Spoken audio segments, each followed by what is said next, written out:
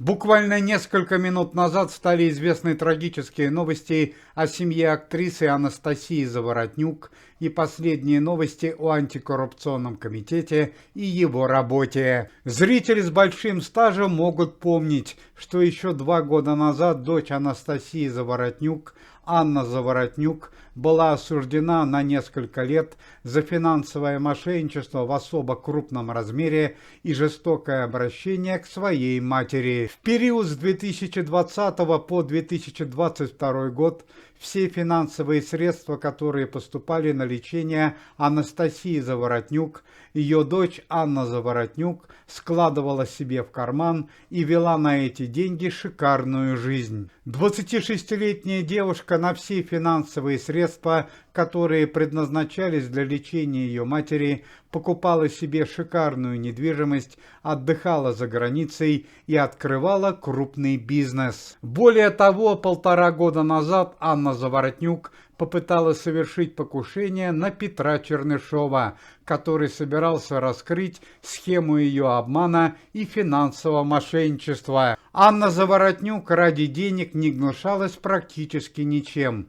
По данным прессы и антикоррупционного комитета, в период с 2020 по 2022 год она обманула более 1 миллиона россиян, которые посылали деньги на лечение Анастасии Заворотнюк. Однако все эти денежные средства оставались в карманах ее дочери.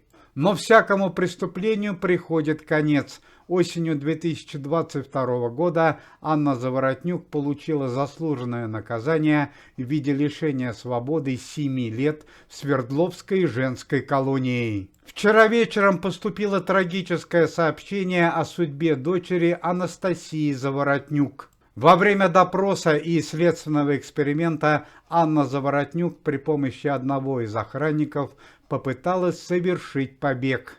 В связи с безвыходностью ситуации силовые структуры вынуждены были открыть огонь на поражение. 47-летний охранник Сергей Краснов погиб на месте, а дочь Анастасии Заворотнюк Анна получила тяжелейшие ранения и на данный момент находится в реанимации. Пресс-служба антикоррупционного комитета сообщает, что несмотря на ранения, если Анна Заворотнюк останется жива, она также продолжит отбывать свой срок в женской исправительной колонии. Но и по традиции последние новости о антикоррупционном комитете и его работе. Музыкального директора певицы Кристины Орбакайте арестовали за посты в социальных сетях, которые дискредитируют российскую армию и спецоперацию. Напомним, что Кристина Орбакайте лишилась концертов на территории Российской Федерации и на данный момент выступает в барах и ресторанах Соединенных Штатов Америки.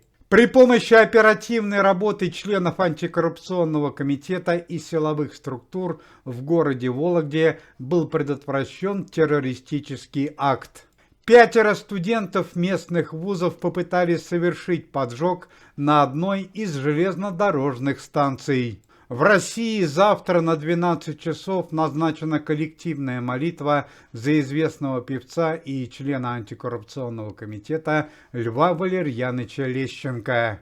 Мэтр советской и российской эстрады уже 2 недели находится в реанимации в критическом состоянии здоровья. Уважаемые зрители, если вы желаете выздоровления членам комитета и поддерживаете их деятельность, то можете поставить лайк под видео и написать поддерживающий комментарий.